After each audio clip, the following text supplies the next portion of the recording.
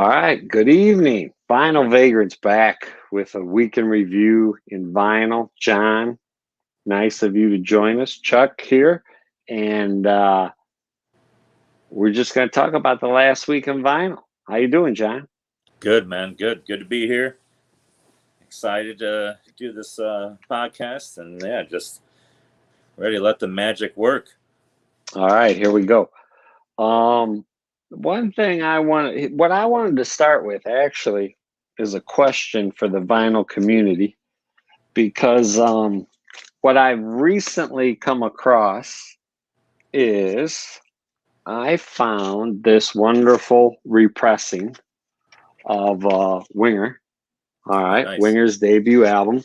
This is from Friday Music, and they've been doing a number of these. I know I first heard of them when they did recently. I mean, they did Enough's Enough, and I think they're doing Poison's albums. And this is actually their second pressing of the Winger album.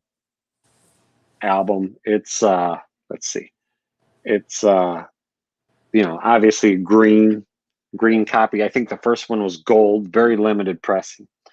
But if you go to their site, they talk about audiophile recording. This is top quality, of course, 180 gram, all that stuff. And the thing is so I found it online. I read the reviews. Everybody's like, oh, it sounds great. And so I ordered it and I put it on, and I was a little disappointed. And the reason why I was disappointed is because to me, it did not sound as good as my good old fashioned original copy here, Atlantic Records. 1988 copyright. This to me sounded more dynamic. Was it crisper or what was it? Here's the thing. The record, and again, I'm no audiophile expert, but to my ears, this sounded, I think the recording levels were actually louder, which is rare for, back in the 80s, if you got CDs of those 80s hair bands, like they're quiet. The recording levels are quiet compared to the remastered copies. And so when Friday Music puts out this remastered copy, I just expected it, I guess, to be louder, but the original version to my ears, it sounded better. And the volume was set louder. Now, that doesn't mean that Friday Music didn't clean it up and remaster it and all that. And I just need to turn it up a little bit louder, and it'll be clearer as the volume goes up. It's a better quality recording. But to my ears, I preferred the original. And I was just wondering if anybody out there had any opinions on Friday Music, because they've done a number of these. Because then I actually went back and I've got this beautiful copy of Slaughter's debut album, and this one I got, and of course now I don't have an original pressing of this. The only copy I have is this nice pretty gold vinyl record. I went back and looked at this, and I didn't know at the time, because I got this a while ago, this is Friday Music, and this sounds outstanding. Like it sounds great. So I was just, because this one sounded so good, and because my original Winger sounded so good, I wasn't happy with the green copy. Did they make an original pressing of that Slaughter album? Because that was what, 1990?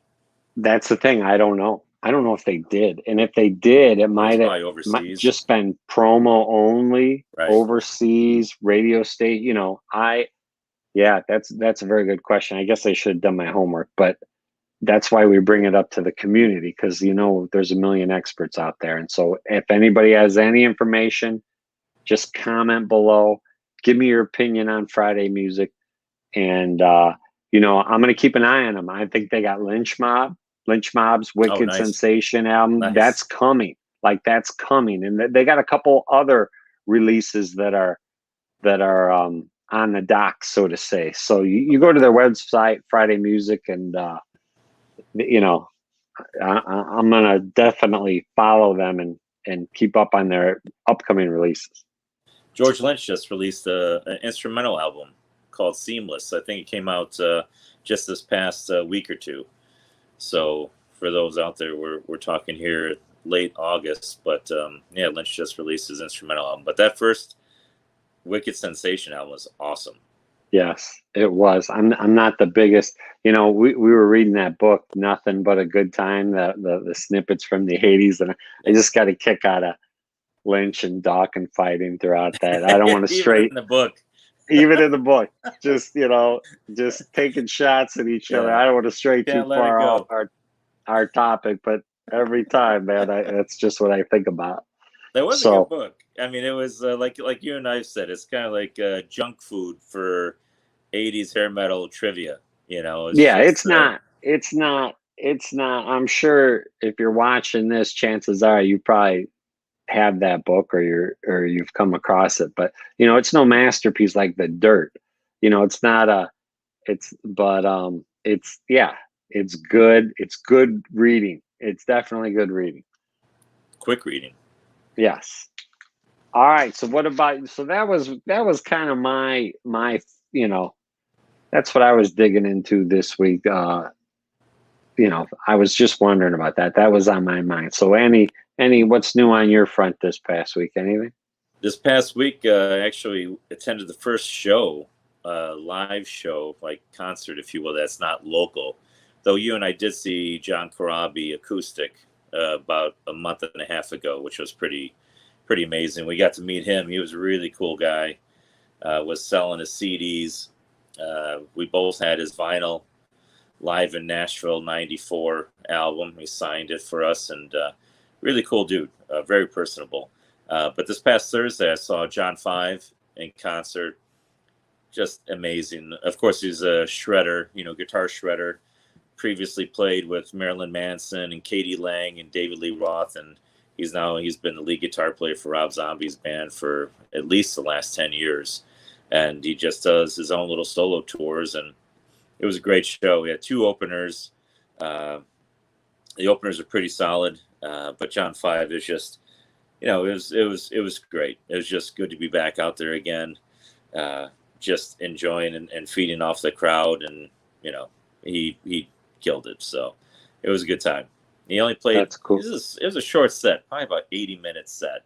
Yeah. But when you're just playing the guitar, he has a bass player and a drummer, and they're very proficient musicians.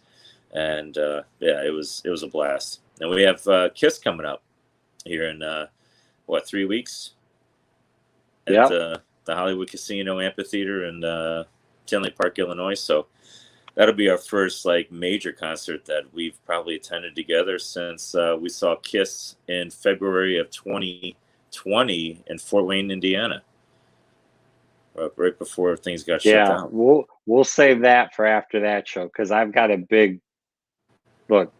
It's inexcusable what Gene said about David Lee Roth and their excuse for but we'll save that for after that show, because don't get me started on that. That'll be a separate show. I know you want to see the painter, Chuck. All right. Yeah, exactly.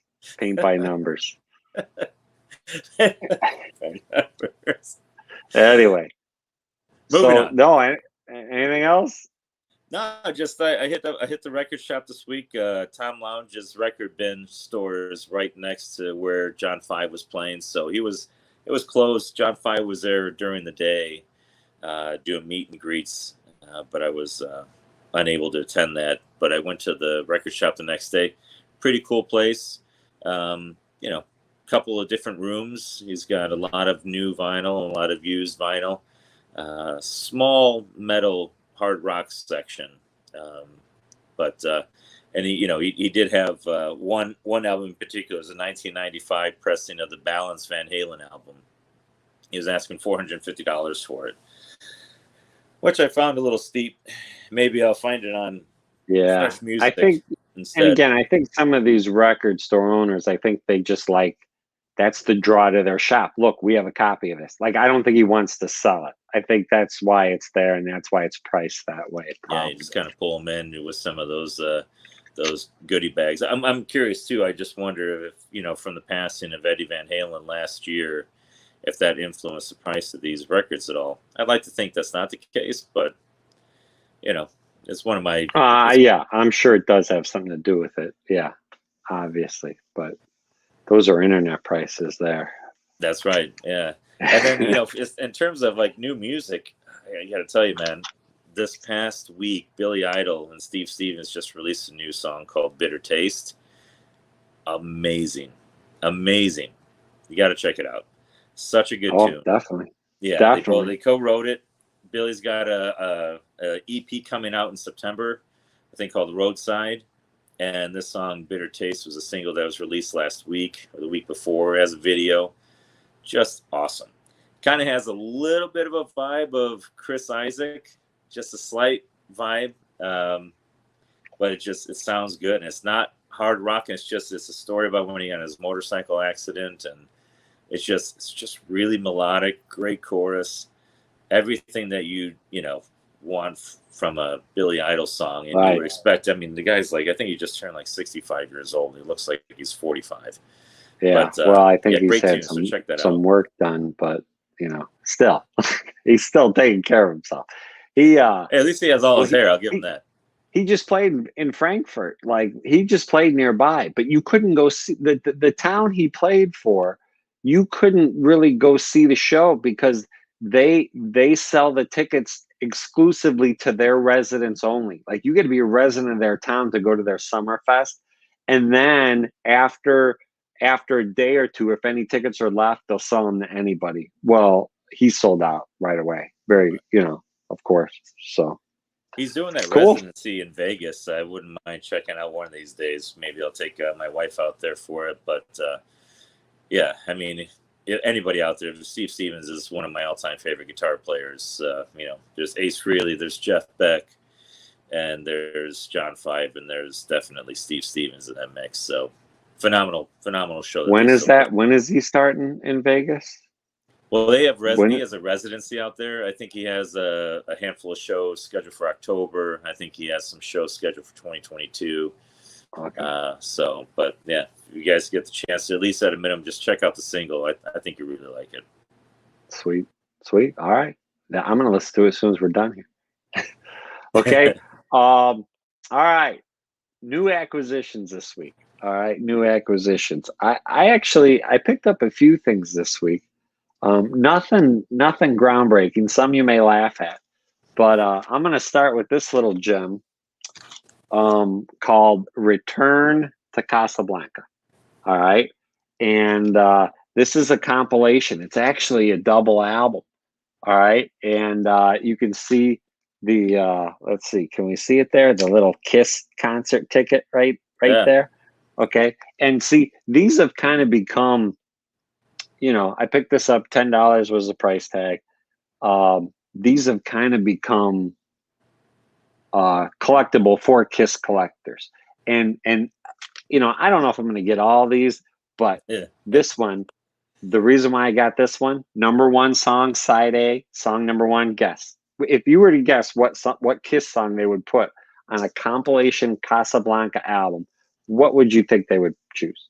Well, I mean, I think the obvious choice is probably Beth, but I would hope it's something cool like Detroit Rock City.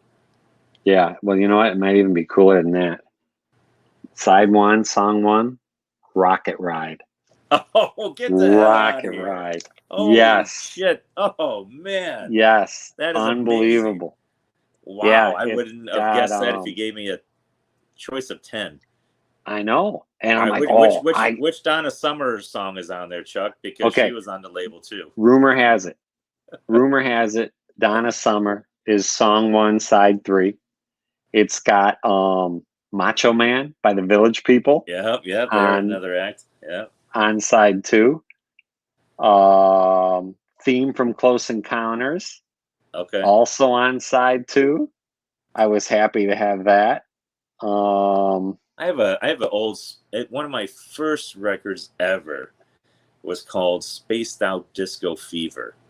and it Yeah. had the soundtrack for Close Encounters, and that was the image on the album. I'll have to pull it out for a future episode. I know the record you're talking about. I know you're, yeah, that was, yeah. I know that recording. That's awesome. That's good stuff. So, yeah, this is, there's some Cameo on here. There's, Parliament. Oh, wow. Flashlight by Parliament from the, Funkadelic versus the Placebo Syndrome. I mean, they got some wild stuff on here. Okay, so Yeah. that was one find I got. Rocket Ride. Oh my, that's amazing. Yes. I mean, that is one of the top 10 Kiss songs ever. I would never have guessed that was going to be on a compilation record. All right, and then this next one again. This is nothing to write home about. I think I know what you're going to show here. I picked it up this weekend. Nice. Still in the shrink wrap. Working Class Dog, and here's the thing. Obviously, being a closet Rick Springfield fan, I guess you could say. I love his greatest hits, and so I'm like, you know what? I got to start picking up these records. Look at this label. This label is, the classic with the dog. Garcia, love the label, and so, I found a nice clean copy, and I'm like, all right, I'm going to get this. I put it on. I listened to it, and okay, here's the thing. I can't find a good song outside of his, like, I'm looking for like a gem, like a B-side, like a deep cut. Give me something. And I'm not having any luck. There aren't any on this record. I'm like, there was nothing I wanted to hear again other than, the ones that you normally associate him with. Love Is All Right Tonight, Jesse's Girl, I've Done Everything for You. That's about it. That's about all you got on this one. All right. Now, was that a re-release or is that like a 180 gram, or was that an original? No. It's original. Oh, okay. Where'd you pick it up at? Oh, Region Records. Okay, it's a good store. Region Records. And then the last thing I picked up this week, I actually showed up today in the mail. Sweet. Craft Recordings. These guys, wow, they put some good stuff out. Craft, that brand there, and this was just something I saw that was coming out. It says A Boy Named Charlie Brown. It's just a collection of music from the cartoon. But what's cool about this one is it comes with like these baseball cards,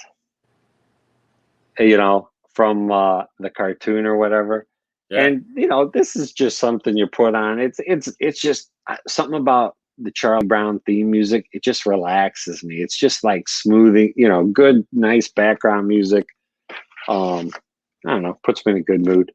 Now they did release a very limited brown pressing of this record to match his baseball glove. They call it Baseball Glove Brown or whatever.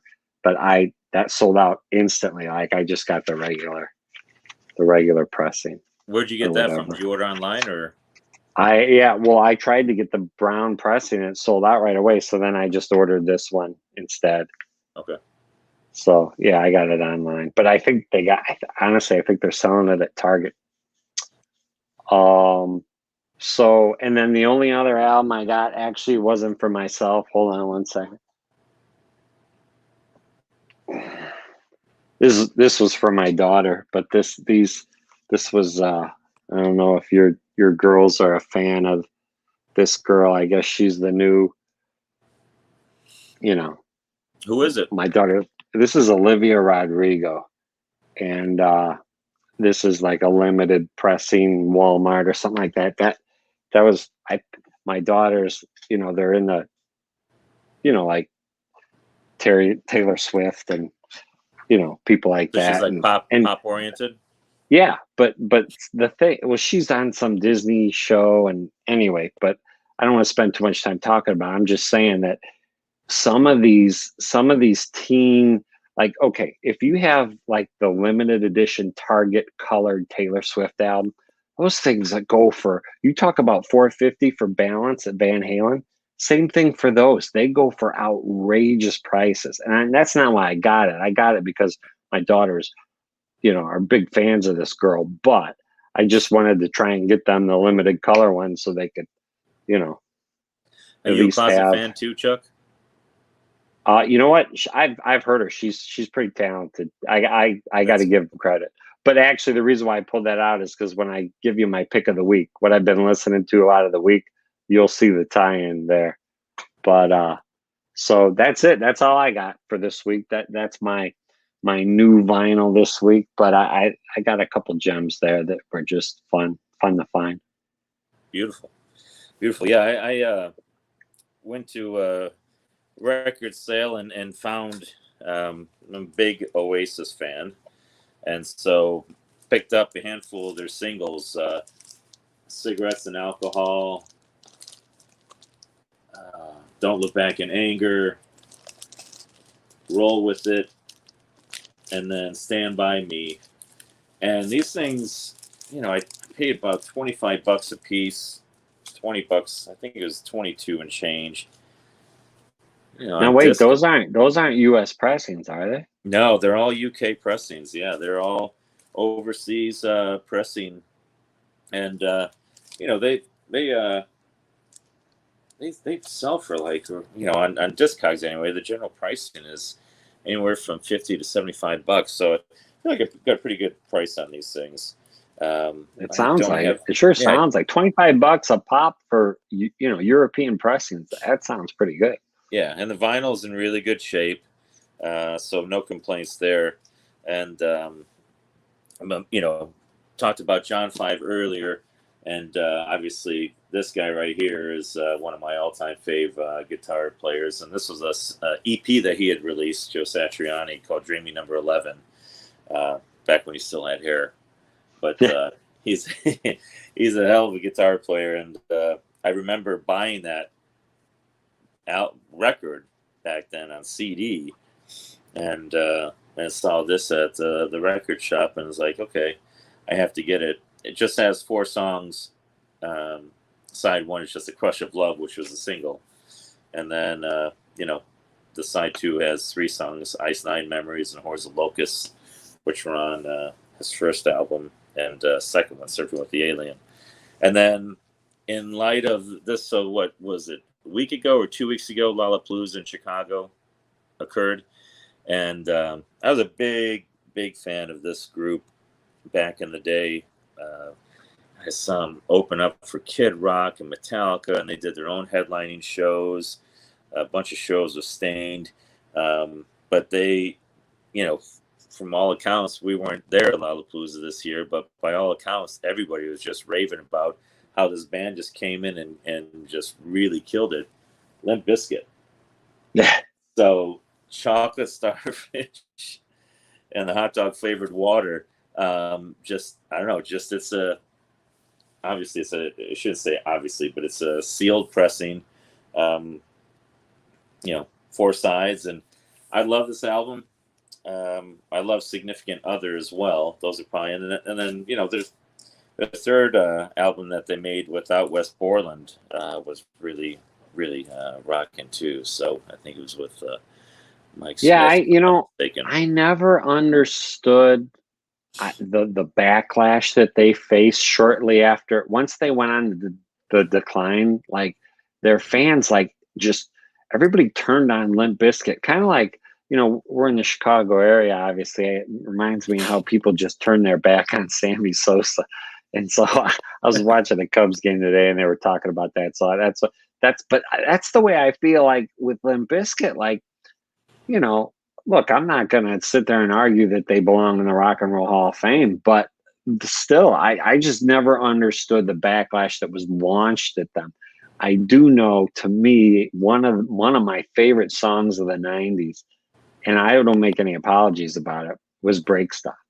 And to that, I mean, that song just, it's a good song to just crank out on your own to let your aggressions out. And, obviously in today's politically correct society, Break Stuff might have a tough time. Yeah. you Well, know, and they caught a equaling lot of that flack. You know, I don't know if you because recall, but of Woodstock. Woodstock, yeah, that's right. And when they played Yes, that song, you know, it was interpreted that they incited some level of right. anarchy Which and which damage, and I think it was a little bit unfair to blame that on them. I mean, but I understand. I understand. But yeah, that song just, man, you crank that out and you that's a good well, that yeah, yeah. that Significant Other album is just awesome. I don't have it on vinyl. If I see it, I No. will absolutely buy it. But when I saw this, I paid $50 for it, and it's limited edition, colored vinyl. I said I haven't opened it, but at some point I definitely will. But this is kind of just my fun find.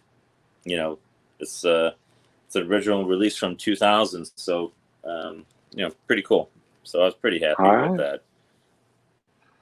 All right, good. That's a good week. You know, I'm gonna wrap up here with what I've been listening to in heavy rotation, and so I go back to the Olivia Rodrigo record that I brought from my daughters because honestly, this artist I was also introduced to when my kids were young. But look, you can't sleep on this album. All right, this my Oh, I can't believe nice. I'm saying this. Look, this record rocks. Okay, I didn't know really anything about this record, and like you said, you brought up Billy Idol earlier, and I had heard she made a song with Billy Idol, so I just started streaming this record, not even knowing when he was going to come up. And as soon as his voice kicked in on the song, I'm like, there it is, there's Billy Idol, and it was a good tune. And she's also got a song here with Joan Jett. I might actually like the song she recorded with Joan Jett better than the one with Billy Idol. But this is a record that you could put on from front to end, and to me there wasn't a bad track on the. So I mean, if you're a rock fan, I'm just saying, give it a chance. And Give it it's a Miley chance Cyrus, because right? yes, Yeah, great album, yeah. great Yeah. album. And is that Yeah. is it her and doing duets with other singers, No, or is no, it no, no. her? Okay, okay. She's got some duets. One with Billy Idol, one with Joan Jett, one with Dua Lipa.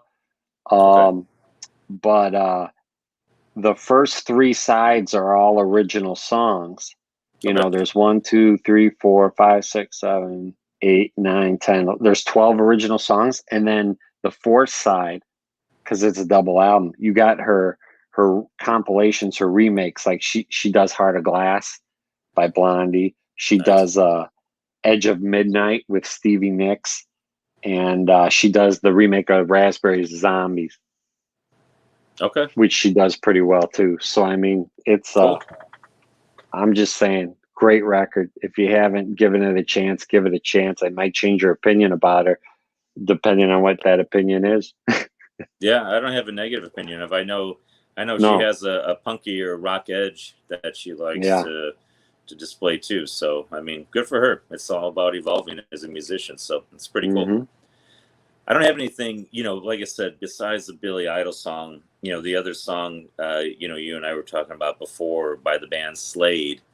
There's a song that they released, I want to say in the early 80s. You know, they had the old school 70s songs, Come On, Feel the Noise, Mama, We're All Crazy Now, you know, those songs that Quiet Riot re-performed for their mental health and condition critical albums that were released in the early 80s too. But Slade has this one song called Run Runaway, and oh man, it's so cool. Great drums, you know, just a fun chorus. I mean, this band was just nothing but fun. And I know it's kind of unique, you know, and it's quite possible some people have never even heard of Slade, but very influential for bands like Kiss, very influential for Oasis. Just a number of rock bands were influenced by Slade, and Run Runaway is just an awesome tune. Check it out. You know, I love it, and that's my little the nugget for the week, if you will, in terms of you know, new old music, if you will, kind of sweet. revisited. Yeah, that makes sense. All right, so we've got Miley Cyrus, Slade, and look out for the new Billy Idol coming out. That's right. All right. I think, hey, I think that was a pretty good week. I had a good week. Sounds like you had a good week, especially Yeah. checking out John 5.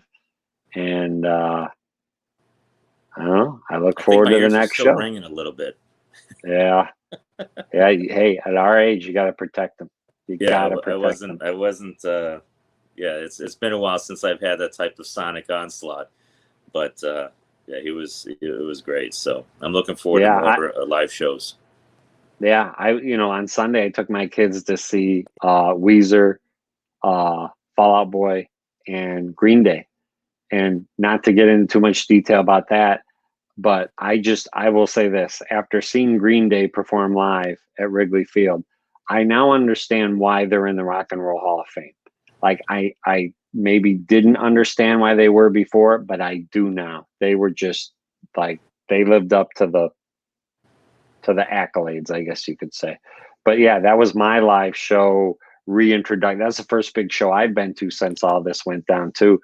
Luckily, that was outdoors, so my ears were okay though. That's at Wrigley Field, right? Yeah, yeah, yeah. And Green Day, did they So do Kiss Rock and Roll All Night, right? yes, they did. Yes, Hell for yeah. just for me, just for me. My kids were laughing at me. I was loving it. It was great to see that rock Wrigley Field since Kiss themselves will never play there. But anyway, yeah, it's been a good week in music for the both of us. That's right. Well, hey, All Chuck, right. thanks for having us, and looking forward to the next session. Until then, you All guys be right. safe. Yeah. And what did we say? Keep your speaker shaking and your turntable spinning. And I think it was the other way around, but whatever we do, until next time, we're Vinyl Vagrants. Have a good week.